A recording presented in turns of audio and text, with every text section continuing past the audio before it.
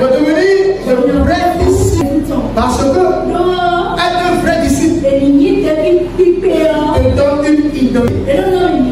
Tu deviens un guerrier spirituel. Protégé. Que Dieu garde. Tu deviens la prunelle de l'œil de Dieu. Que personne ne peut toucher.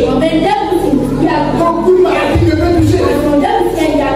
Tu deviens le feu de Dieu sur la terre. Tu deviens l'outil de Dieu, l'instrument de Dieu. Qui peut définir les situations. Qui peut réussir les situations. Alors on peut te transporter de parler n'importe comment. Tu deviens persévérant. Tu deviens fort. Et tu connais ton Dieu. Tu comprends ton Dieu. S'il te plaît. Est-ce que ce n'est pas encore exaucé? Moi, qui sais que c'est exaucé. Parce que quand Dieu te dit non, à une requête, c'est un exaucement. Parce que c'est que si tu donnes ça, ça peut te tuer. Il sait que ce n'est pas encore le moment. Et tu deviens vraiment un bon chrétien. Et de tel chrétien, même si tu es tranquille, tu vas former des gens même à distance.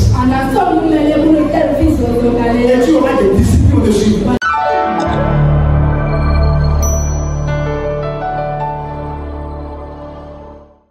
Ce matin, nous allons nous entretenir sur le thème les 5 grâces d'un disciple qui est à l'école de Dieu. Les 5 grâces d'un disciple de Jésus qui est à l'école de Dieu. On peut encore dire les 5 dimensions d'un disciple qui est à l'école de Jésus.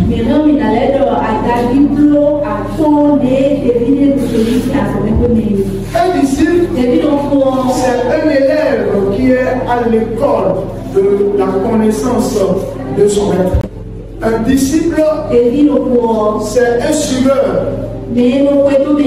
C'est quelqu'un qui est en train de suivre son maître pour devenir comme son maître. Un disciple, c'est un élève, c'est un écolier, c'est un apprenant qui est au pied de son maître, qui est au pied de son leader pour pouvoir recevoir quelque chose afin de devenir comme ce maître. Cela est une réalité au plan naturel. Parce que ce n'est pas seulement à l'église qu'on parle de disciples. Même dans le monde, il y a aussi le disciple. Nous pouvons retrouver le disciple là où on parle des centres de formation. À l'école de la menuiserie, à l'école de la boucherie, à l'école mécanique, à l'école de l'horlogerie,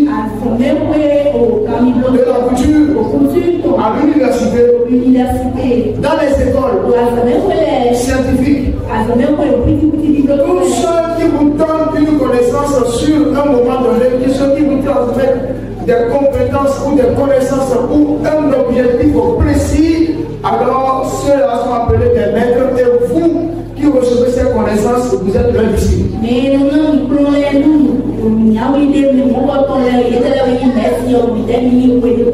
Quand nous venons au plan spirituel, à l'école de Dieu, à l'école de Jésus, un disciple, c'est un chrétien spirituel, un chrétien surnaturel, un homme spirituel, un homme surnaturel qui a déjà connu la conversion.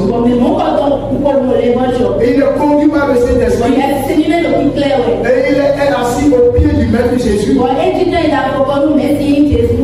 devenir comme lui.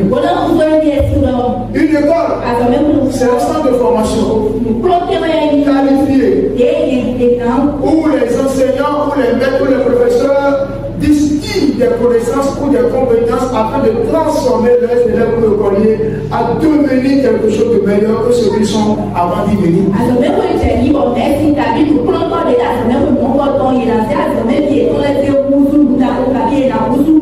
Et chers bien-aimés, je voudrais vous confirmer qu'en tant que chrétiens, nous sommes venus à l'école de Dieu. Dans une école, il faut la patience, il faut les équipements, il faut la persévérance. Dans une école, il y a un prix à payer. Il y a un prix à payer par l'enseignant. Et il y a aussi un prix à payer par l'élève ou celui ou l'écolier. Et ici, notre enseignant, notre maître s'appelle Jésus-Christ. Tel que nous avons entendu la voix chanter tout à l'heure. Ce maître Jésus a payé tout le prix. Le prix de notre formation. Le prix de notre équipement. Afin que nous devenions des hommes ou des femmes compétents, bien confirmés, bien tenaces, bien résistants et bien bénis. Il a payé le prix pour que nous devenions des êtres humains extraordinaires, des êtres humains qu'on ne peut pas défier. Il a payé le prix pour que nous devenions des sources de bénédiction pour les nations. Il a payé le prix pour que nous incarnons la lumière dans notre existence sur la terre. La lumière de notre génération. Et je sais que toi, qui viens souvent dans cette église, tu viens à une école. Et non dans un lieu, dans un centre de tromperie. J'ai bien aimé devenir chrétien. C'est un processus. Ce n'est pas une opération de prêt-à-porter. Ce n'est pas une opération de loterie. On ne le fait pas partout. On nous demande, venez pour recevoir de l'argent. Venez pour recevoir de visa. Venez pour recevoir des maisons. Venez pour avoir beaucoup d'argent. J'ai bien aimé. C'est vraiment faux. Ce n'est pas biblique. Ces messages ne sont pas bibliques. Et ils sont là pour un temps. Parce que les abonnés de ces messages se fatiguent déjà. 2024 leur a montré que ces messages ne sont pas fondés, ils sont des faux messages. Covid leur a démontré que ce sont des faux messages. Même si les aveugles ne savent pas, toi, je vois que tu n'es pas aveuglé. Je vois que tu es éclairé. Je vois que tu es illuminé. Je vois que nos amis, nos parents qui ont été aveuglés par ces personnes, nous prions pour être désaveuglement au nom de Jésus. Que l'état qui est sur les yeux tombe au nom de Jésus. Oui, il faut que vous continuez de dire. Que Jésus s'y compte. Et que ce qui est sur les témoins soit enlevé. Que le cœur devienne sensible à la parole de fille de Dieu. Au nom puissant de Jésus. Chers bien-aimés, on ne vient pas à l'église pour devenir riche. C'est faux. Même si tu ne viens pas à l'église, même si tu n'es pas à Jésus, tu peux avoir des maisons, tu peux avoir des voitures, tu peux avoir tout ce que tu veux, tu peux avoir beaucoup de femmes, même des belles femmes, tu peux avoir des beaux enfants, tu peux avoir des belles maisons, tu peux avoir des belles voitures, tu peux avoir des beaux habits, même sans venir à Jésus. J'ai bien aimé, on ne vient pas à Jésus pour avoir ces choses, mais on vient à Jésus pour soigner son âme. On vient à Jésus pour sauvegarder son âme. On vient à Jésus pour ne pas perdre son âme. On vient à Jésus pour gagner l'éternité. On vient à Jésus parce qu'en Jésus, on est avec un bonus de la vie abondante. Alors que ceux qui ont ces choses et qui n'ont pas Jésus n'ont pas la vie abondante. Et le amour de maladie profonde. Et à coup sûr, beaucoup d'entre eux perdront l'éternité. Avoir de l'argent ne veut pas dire qu'on a la paix. Avoir des maisons ne veut pas dire qu'on a la paix. Les gens ont beaucoup d'argent et ils sont dans les hôpitaux. Et ils ont de l'argent en sachet.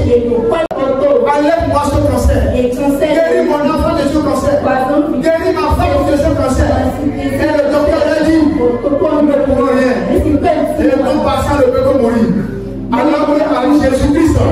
Jésus, notre propre frère. Le cancer est guéri. Le sida est guéri. L'hémorroïde est guéri. L'hépatite est guéri. Même si on dit que c'est là, ça ne peut pas nous tuer. Parce que le Dieu créateur, voilà la différence qui existe entre ceux qui sont en Dieu et ceux qui ne le sont pas. Donc en Jésus-Christ, nous sommes à l'école. Et je voudrais te dire, pour devenir un chrétien équilibré, un chrétien bien formé, il y a des dimensions, il y a des classes à parcourir. Et nous avons ces classes. La première classe, c'est la classe de la conversion. La classe de la conversion. Nous sommes dans le livre de Jean chapitre 3, verset 3 à 5. Il est écrit ceci.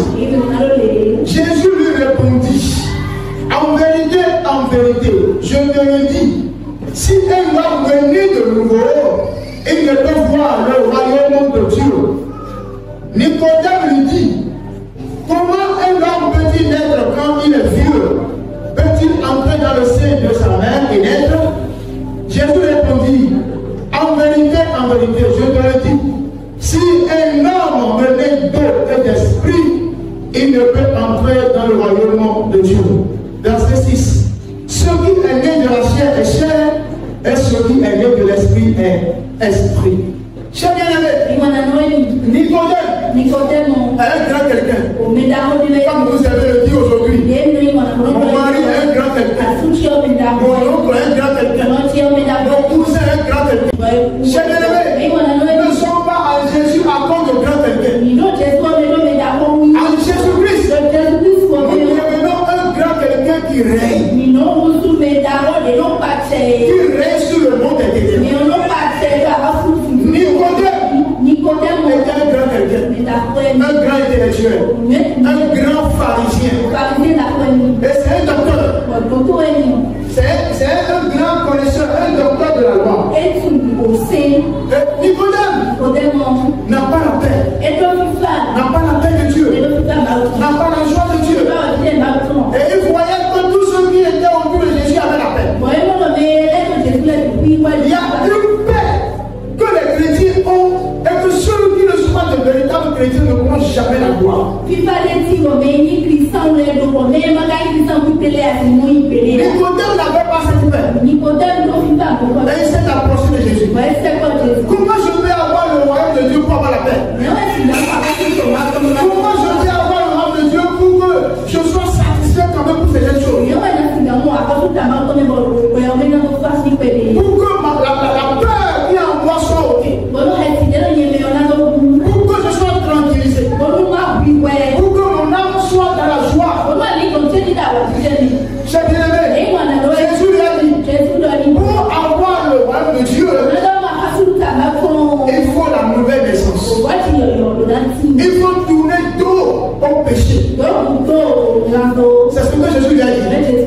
La nouvelle naissance, c'est devenir un être spirituel. C'est accepter que Jésus habite sa vie. C'est accepter de découvrir la vie de Dieu, les vertus du royaume de Dieu. C'est ce que Jésus-Christ a enseigné à Nicodème. Et dit Nicodème, tu dois accepter de tourner dos à des pratiques anciennes que tu as. Ça ne dépend pas de ton âge. Ça ne dépend pas de ton niveau intellectuel. Ça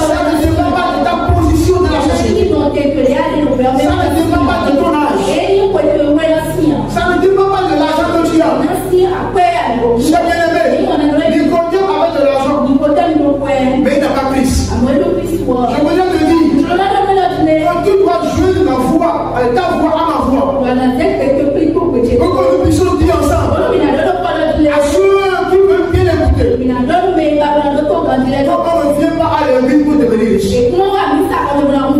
Quand tu es à l'église, c'est que la richesse est déjà pour toi. Tu étais riche depuis. Mais tu ne savais pas que c'est Dieu qui t'a rendu riche. Tu ne sais pas que c'est Dieu qui a créé toutes choses. En Jésus-Christ, si tu fais ce qu'on fait pour devenir riche, ta richesse sera plus bénie que la richesse des païens.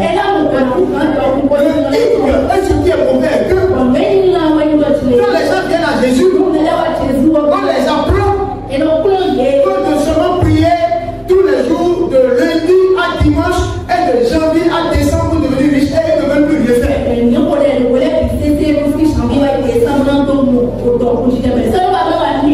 les apprend que c'est le pasteur qui est là, qui donne l'argent, qui donne les choses. Et les chrétiens ne veulent plus rien faire. La majorité des chrétiens ont laissé les positions. Ils ont laissé les entreprenariats. Et ils se sont laissés seulement à la prière. Alléluia. J'ai bien aimé. Nicodème a l'argent. Il avait une position élevée dans la société. Mais il n'avait pas la paix. En Jésus-Christ, on a la paix. Et nous sommes en train de vous apprendre aujourd'hui les classes qu'il faut parcourir pour avoir la paix dans sa vie. Si tu n'as pas Jésus, tu peux te donner la plus grande position sur la terre. Toi qui veux entreprendre un grand commerce, toi qui veux entreprendre un voyage, toi qui penses que sans Jésus on peut évoluer, réponds-toi. Jésus a amené Nicodème à l'école de la conversion. Une école qui permet à celui qui est venu à Jésus de tourner dos à son vieil homme, de tourner dos au péché, de haïr le péché et d'accepter la justice de Dieu et d'accepter la vie de Dieu. Et si quelqu'un fait cela, il commence à avoir la faveur de Dieu. Dieu lui donne une tunique, Dieu lui donne un manteau. Et ce manteau, c'est le manteau de la faveur, le manteau de la distinction, le manteau de la gloire. On appelle ça enfant au oui. Quand tu viens à Jésus, Dieu te donne un manteau, Dieu te donne une tunique. Et c'est cette tunique que Joseph avait. Joseph portait cette tunique. Et l'ennemi, le diable, est souvent jaloux de ce manteau. Il poursuit les chrétiens pour pouvoir aller enlever ce manteau. Toi qui es ici, et l'ennemi t'a volé ton manteau par le passé. Le manteau de la conversion, le manteau de la nouvelle naissance, le manteau de ton engagement à Dieu, le manteau de la faveur, le manteau de la protection divine, le manteau de la distinction, le manteau qui te distingue de ceux qui vont mourir prématurément. Et toi, tu ne peux plus mourir prématurément. Le manteau qui dit que celui-là, il n'est pas destiné à la mort prématurément. Il n'est pas destiné au tombeau prématurément. Le manteau qui dit celui-là, ma faveur est sur lui. Il est mon bien-aimé. Et il ne doit pas connaître les calamités de ciel. Son manteau est venu sur toi maintenant au nom de Jésus. Chers bien-aimés, la deuxième classe, c'est la classe de la formation. De la formation. Dans le livre de Luc, chapitre 6, verset 12 à 13, c'est lui ici. En ce temps-là, Jésus se rendit sur la montagne pour prier et il passa toute la nuit à prier Dieu. Quand le jour parut, il appela ses disciples et il en choisit 12 auxquels il donna le nom des apôtres. Quand un enfant est né, biologiquement. Cet enfant a besoin d'être éduqué. Cet enfant, on a besoin de lui apprendre comment on mange.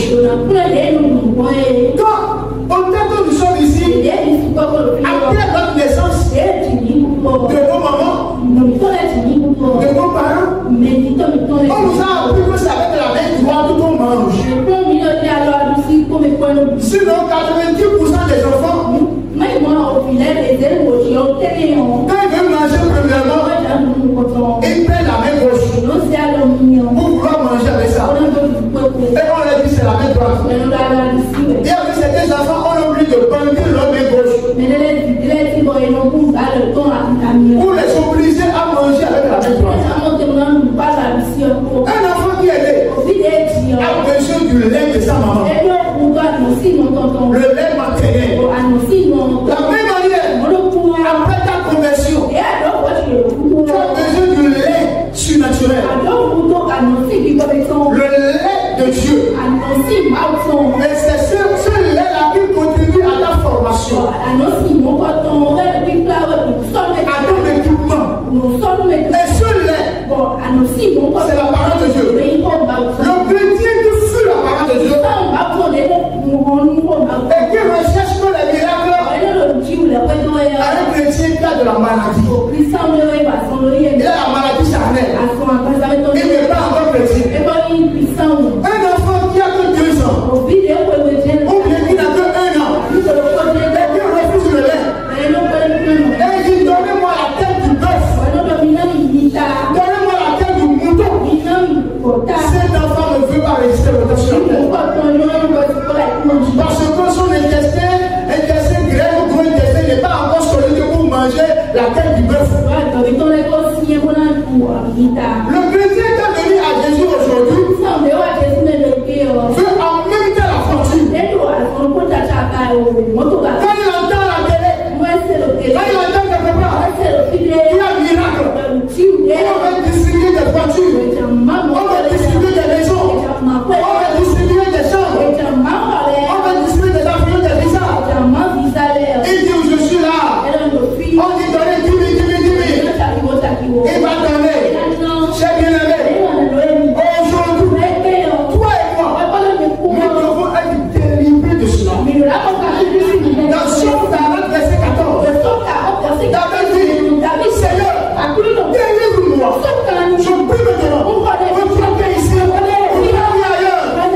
Et sur ce message, on va la foi de Dieu. Délivre. Des gourous spirituels, ceux-là qui ont reçu le mandat de dépouiller les chrétiens, que Dieu te délivre de leur vie. Au nom puissant de Jésus. Il y a trop de tromperies dans les messages d'aujourd'hui. Mais Bible souvent, comment on peut le relever? On demande ceux qui sont nés il y a 20 ans, 1 an, 2 ans, de nouveau là, on a dit vous aurez, il y a tout. Tu as bien aimé, il ne veut pas comme ça. Pour avoir la bénédiction avec Dieu, c'est le processus. Il faut la formation. Jésus-Christ a passé toute la nuit pour donner les compétences et les connaissances, les habiletés spirituelles qu'il faut à ses disciples. Afin qu'il devienne comme lui. Il devienne fort. Il devienne puissant. Il devienne déjà rempli de la connaissance. Il soit rempli de l'intelligence de Dieu. Il soit rempli de la sagesse de Dieu. Il soit rempli de la prudence de Dieu. Former un chrétien passe aussi par la prière des jeunes. Le chrétien qui fuit les jeûnes et les prières, qui fuit la parole de Dieu, c'est un païen qui est en jachère. C'est un païen qui va donner peut-être raison à Satan. Parce que le jour où il y aura le mauvais jour pour lui, le jour du malheur, il ne pourra pas résister. Et les gens du monde vont commencer par accaler pour dire que Jésus n'existe pas.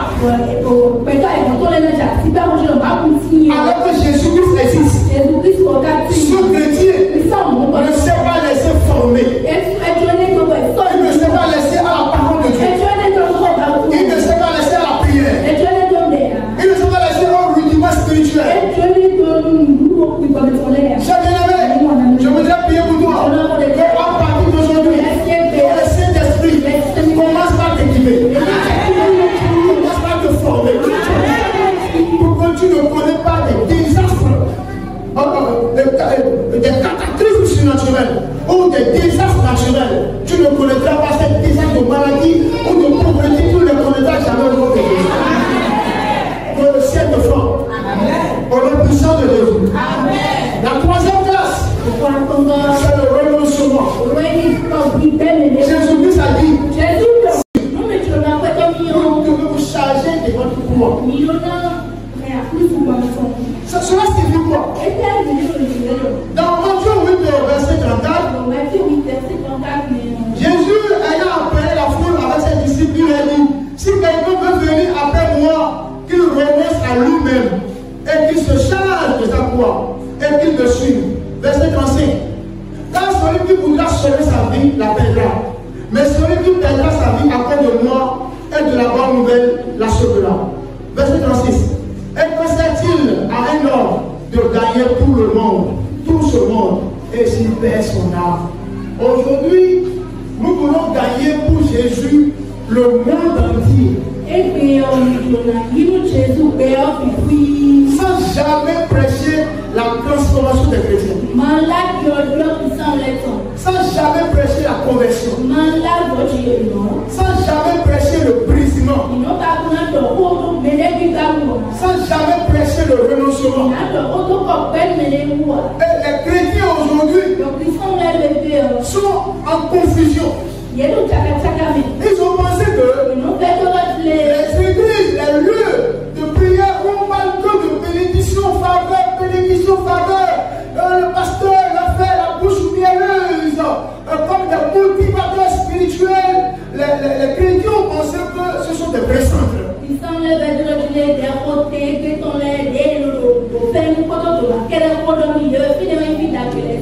Et du coup, quand ils rencontrent les centres où on prêche vraiment Dieu dans toute son entièreté, on prêche vraiment Jésus-Christ dans toute son entièreté, ils n'arrivent pas à rester, ils deviennent des rebelles et toutes ces églises pour commencer à se promener. Et du coup, à la fin de fin, ils perdent le foi.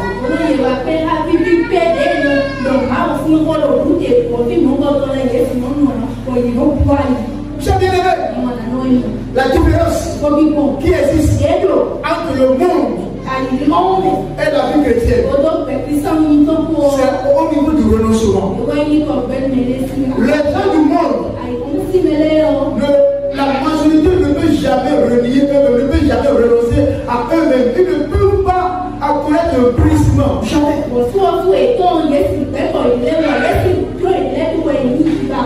La plupart du temps, quand les chrétiens viennent dans la prière en mettant des coups d'oreille, ils mettent les pailles sur la tête et ils ne prennent pas trop soin d'eux-mêmes comme ça quand ils sont en jeûne et prière. C'est le symbole du brisement. C'est le symbole, c'est vrai que le corps aussi va être brisé. Mais au niveau du monde, les gens du monde, ils ne s'amusent pas avec la chair. Même si le taille coûte 1 million, ils vont porter. Chaque année, le brisement, le renoncement parle de l'état du cœur.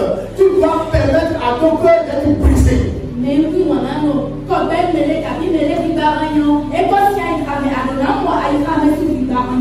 Le chrétien qui met le pain sur la tête, le chrétien qui enlève les coups d'oreille, parce qu'il est en train de passer un moment de jeûne et prière, parce qu'il est dans un groupe, dans l'église, et il veut donner le bon exemple en disant que je ne donne pas trop pouvoir à la chair.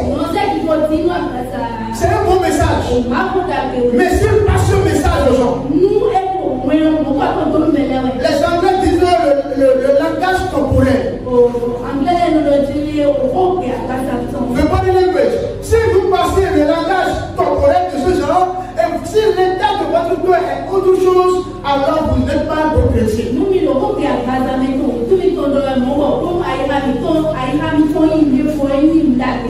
mettons les pains sur la tête n'est pas mauvais, enlever les boucles d'oreilles pendant qu'on prie, ce n'est pas mauvais. C'est une manière de passer une communication, de passer un message. Pour dire, nous sommes devant la paix de Dieu. J'ai soif des choses spirituelles en haut. C'est très bien.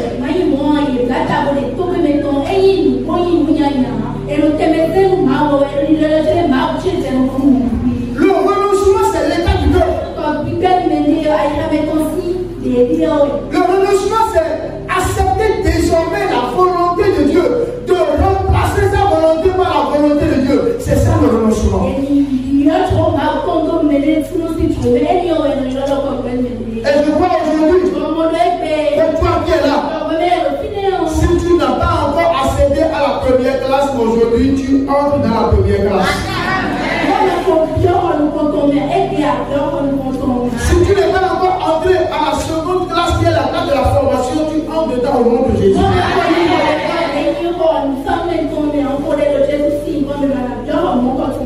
Tu as déjà parcouru, tu as déjà fait la première classe qui est la classe de la progression, la deuxième qui est celle de la formation, la troisième qui est celle du renoncement. Je prie que tu passes en classe supérieure.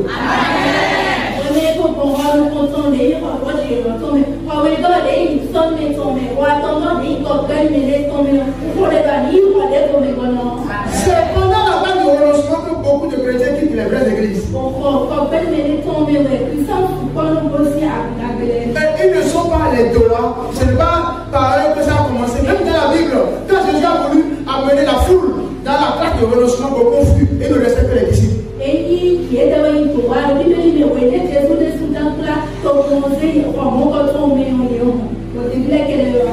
Donc si vous faites votre travail de visiter les fidèles, soutenir les fidèles en prière, tout ça, et il y a certaines personnes qui ont commencé par vous quitter, à quitter les vraies églises, ne prenez ça pas ça comme un moment de deuil.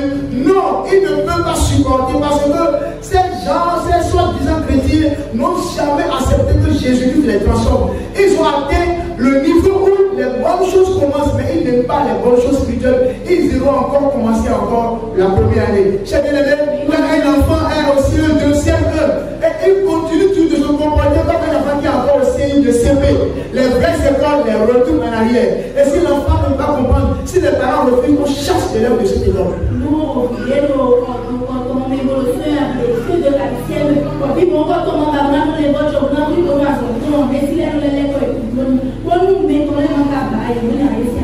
Donc que nos amis pasteurs, que nos amis chrétiens apprennent aussi que ce n'est pas tous les fidèles qui viennent vers vous un jour qui vont rester du matin au soir.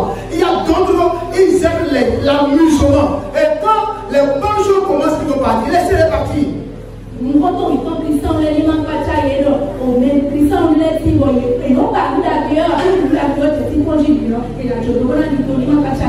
La quatrième classe, c'est la classe de la transformation. Dans Romains 12, verset 2, l'apôtre dit, soyez transformés. Ne vous conformez pas au siècle présent, mais soyez transformés par le renouvellement de votre mentalité. Le chrétien transformé, c'est le chrétien qui fait un travail au niveau de son mental, au niveau de sa réflexion. Et il ne permet plus que sa mentalité soit conduite encore par la mentalité du monde, la mentalité de la tradition. Mais il laisse sa mentalité conduite par la mentalité de la parole de Dieu.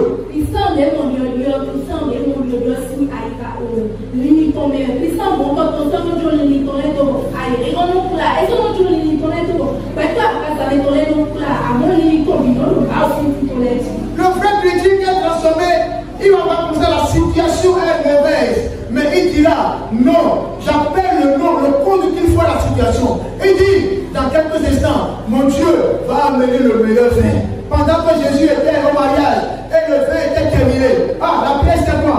Jésus-Christ est là, le meilleur vin viendra. C'est l'ancien vin, le mauvais vin qui est terminé. Mais le meilleur viendra bientôt au nom de Jésus. Et au même moment, le meilleur vin arriver. C'est ça qu'on appelle la mentalité de Jésus.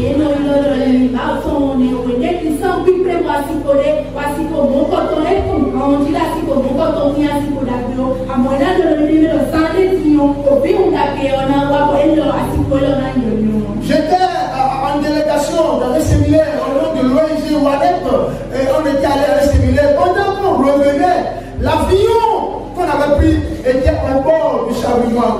On voulait connaître le crash et les vents contraires ont commencé par souffler. J'étais dans l'avion, j'avais reçu une inspiration. J'avais ma Bible ouverte là où Jésus menaçait les vents. Et j'ai commencé à prier, Seigneur, que ce mauvais vent s'arrête. Et effectivement, le vent mauvais s'est arrêté. Et nous sommes venus en Côte d'Ivoire à sains et saufs. Chers bien-aimés, je n'ai pas regardé que l'avion devait sombrer, devait cracher. J'ai commencé par utiliser la mentalité du vrai croyant, la mentalité du vrai chrétien. Quand le vent mauvais souffle, il y a Jésus-Christ qui est le spécialiste des vents mauvais. Et Dieu l'invoque et le vent mauvais va s'arrêter. Alléluia. C'est ça qu'on appelle le chrétien transformé. C'est la 4e classe. La 5e et dernière classe. Ou la 5e et dernière dimension. C'est le chrétien qui se met au service de Dieu. C'est le service de Dieu. C'est bien aimé. Dans Romains 12, verset 1er, la Bible nous dit d'offrir notre corps comme un sacrifice. C'est bien aimé. Si vous ne parcourez pas les 4 premières classes, vous ne pouvez pas travailler pour Dieu.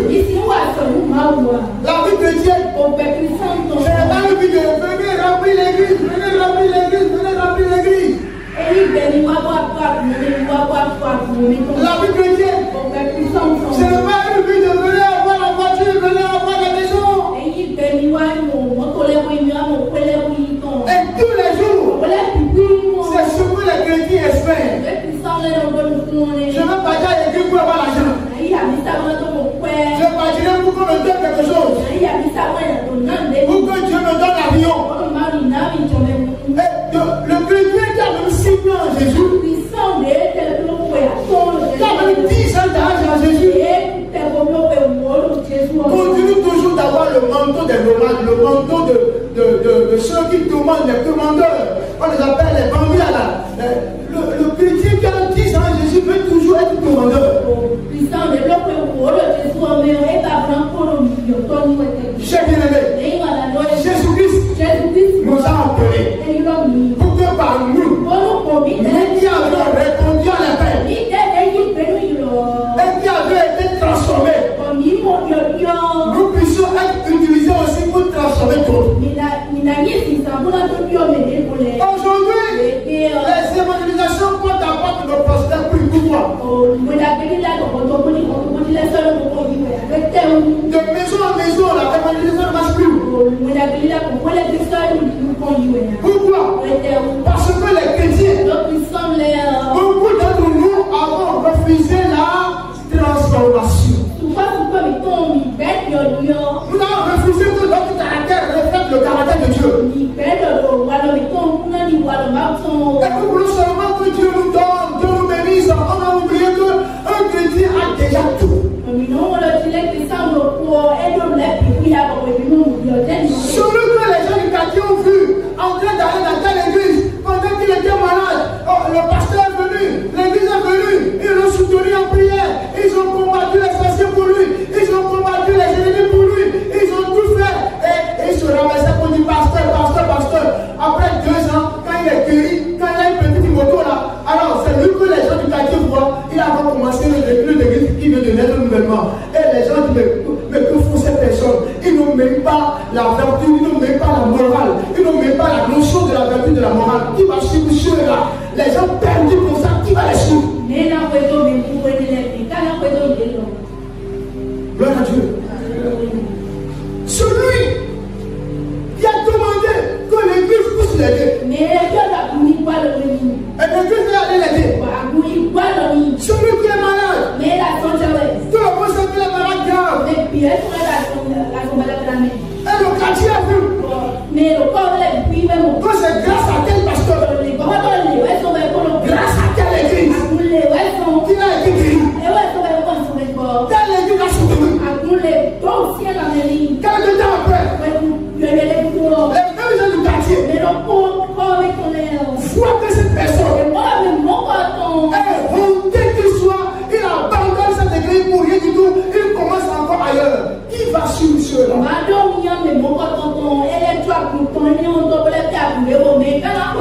Voilà pourquoi vous pouvez aller vous enquêter. L'évangélisation porte à porte a échoué, maintenant ça ne marche plus. Pose la question à quelqu'un. Si on t'envoie dans ton quartier, peut évangéliser. Est-ce que les gens de ton quartier peuvent t'écouter? Ils peuvent t'écouter maintenant.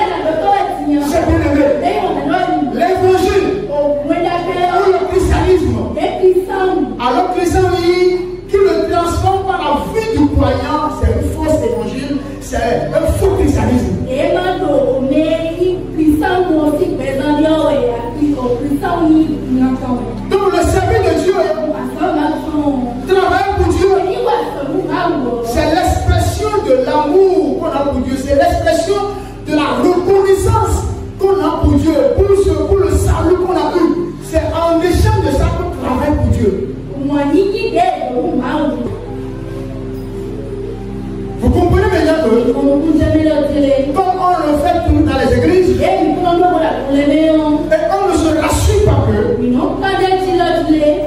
celui qui est venu, est-ce qu'il a passé par la première classe? Est-ce qu'il est passé par la deuxième classe? La troisième classe? La quatrième classe? Est-ce qu'il est transformé? Avant de travailler pour Dieu, on ne vérifie pas ces choses. Je suis aussi dedans. Et on prend les gens seulement. On met de l'huile sur leur tête. On regarde leur côté physique. On regarde leur matériel. On regarde leur faux apparence. On regarde leur faux respect. Et on commence à dire, maintenant toi là, on te donne président du groupe des hommes, président groupe des femmes, président groupe de la chorale, président groupe de l'accueil. Et ces personnes qui ne sont même pas transformées sont devenues des présidents.